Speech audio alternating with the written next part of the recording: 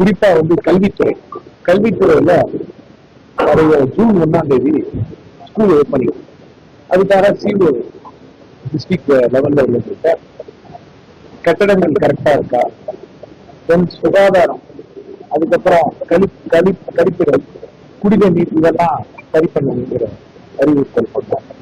அப்புறம் அனைத்து டிபார்ட்மெண்டல் ஸ்டாஃபாக அவங்களுடைய கருத்துக்கள் இது நாள் வரைக்கும் என்னென்ன திட்டங்கள் செஞ்சிருக்காங்க இது சம்பந்தமா பேசணும். கடந்த கால ஆட்சியில வந்து சரியா பண்ணிருக்கான்னு நினைக்கிறீங்களா? இல்ல சார், இன்னைக்கு நான் அது சரியா பண்ணியிருக்காங்களா இல்லையா ஃபர்ஸ்ட் மீட்டிங்ல நமக்கு தெரியாது. நாங்க என்ன புதுமையா பண்ண போறோம், நெக்ஸ்ட் ஸ்டெப் என்னங்கிறது தான் நம்மளோட முதல் குறிக்கோள். மாண்புமிகு தமிழ்நாடு முதலமைச்சரோட அறிவித்தல் படி இந்த மீட்டிங்கை நம்ம கண்டக்ட் பண்ணுவோம். எம்ப்ளாய்மெண்ட் வந்து எவ்வளவு பேர் பதிவு வச்சுருக்காங்க? ஏன்னா பதிவு பெறுறது நம்ம வந்து பட்ஜெட் அன்எம்ப்ளாய்மெண்ட் பதிவு கொடுத்தோம்னா கடந்த ஆட்சி எம்ப்ளாய்மெண்ட் சம்பந்தமா அந்த வெப்சைட் சொன்னாங்க. அந்த வெப்சைட் ரொம்ப லேகா இருக்குன்னு சொல்லிட்டு நிறைய குற்றச்சாட்டுகள் வந்திருக்கு சார். அது ரிலேட்டடாகவும் டிஸ்கஸ் பண்ணோம். உங்களுக்கு வந்து வெப்சைட்ஸை முதல்ல அப்டேட் பண்ணி மக்கள் வந்து அந்த எம்ப்ளாய்மெண்ட்ல ஈஸி டு ஆக்சஸா இருக்கு, அதுக்கு முதல்ல சரி பண்ணணுங்கிறத நம்ம எம்ப்ளாய்மெண்ட்ல பேசியிருக்கோம். 2 days ஜஸ்ட் நேற்று தான் பதவி எடுத்திருக்கோம். எல்லாமே படிப்படியா அதை பண்ணி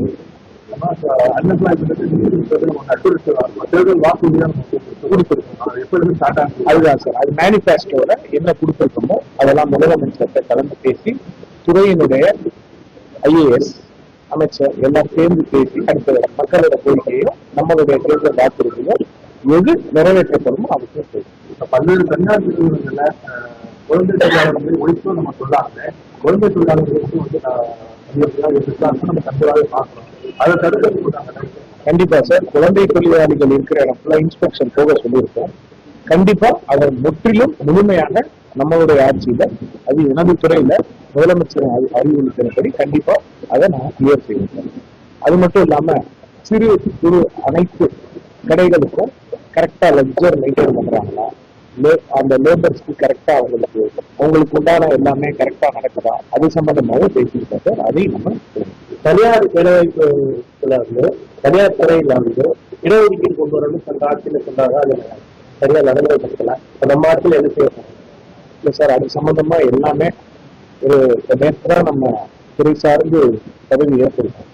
ஸ்டெப் பை ஸ்டெப். இப்போ நேற்று ஏற்ற உடனே ஆய்வு கூட்டம் சென்னையில போயிட்டு நம்ம வந்து எம்ப்ளாய்மெண்ட் ஆஃபீஸ்க்கும் லேபர் கமிஷனர் ஆஃபீஸ்க்கும் உடனே போயிட்டு நம்ம ஆய்வு நடத்திட்டோம்.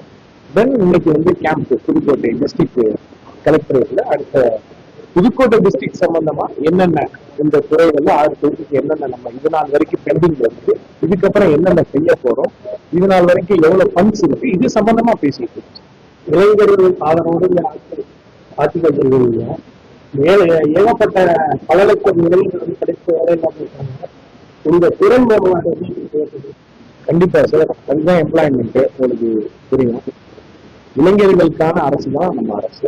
கண்டிப்பா இளைஞர்களுடைய அந்த கோரிக்கைகளையும் அவங்களுடைய எதிர்பார்ப்பையும் முற்றிலும் முழுமையாக இந்த 5 வருட காலத்தில் திருப்பூர் போன்ற மாவட்டங்கள்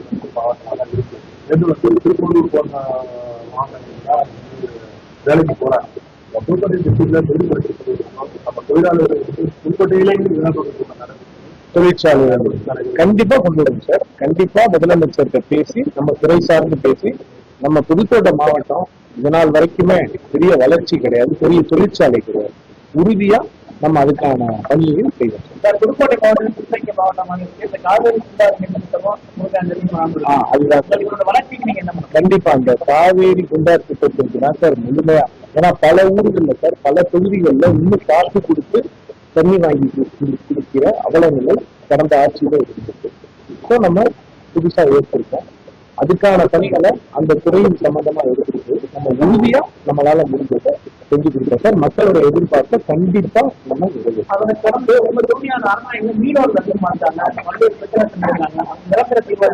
மீனவர்கள் சம்பந்தமாவும் டிஸ்கஸ் பண்ணோம் சார். மீனவர்களுக்கு எப்படி சொல்றதுன்னா அவங்களுடைய மெயினே வந்து அந்த மணமேல்குடி கடற்கரை பகுதியில நிறைய அவங்களுக்கு கோரிக்கைகள் இருக்கு.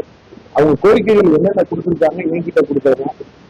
அரசு அதிகாரிகள்கிட்ட ஆல்ரெடி துறைகளில் கொடுத்ததையும் நம்ம வெரிஃபை பண்ணி எது நம்மளால உடனே செய்ய முடியுமோ அதை செய்வதற்கும் கொஞ்சம் அதை எலாபரேட்டா பெரிய வேலைகள் இருக்கு அதையும் நம்ம துறை சார்ந்த அமைச்சர்கிட்ட பேசி தெரிஞ்சு கொடுக்கணும். நீங்க ஒரு இளம் அமைச்சரா இருக்கீங்க, உங்க சவாலை பாக்குறீங்க, அந்த ஒரு காரியத்தை நம்பிக்கை இல்லை சார், சவாலுங்கிறத விட மாண்புமிகு முதலமைச்சர் அவர்கள் நம்மளை நம்பி இவ்வளவு ஒரு பொறுப்பை கொடுத்திருக்காங்க.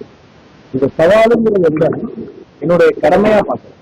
அதை நம்ம கண்டிப்பா அதுக்கான பணியை நம்ம செய்வதை எதுனாலும் முதலமைச்சர் இருக்காங்க நம்ம பார்த்து.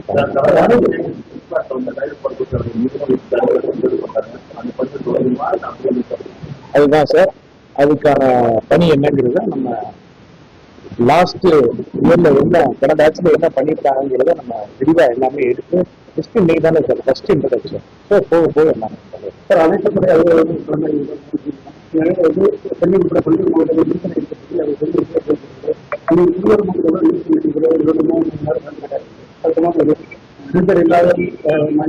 கண்டிப்பா சார். இப்போ மின்துறையிலேயே பார்த்துக்கிட்டீங்கன்னா நிறைய ஆக்ஷன் எடுத்துக்கிட்டு வராங்க. இன்னைக்கு கூட நீங்க நிறைய பார்த்துருக்கீங்க.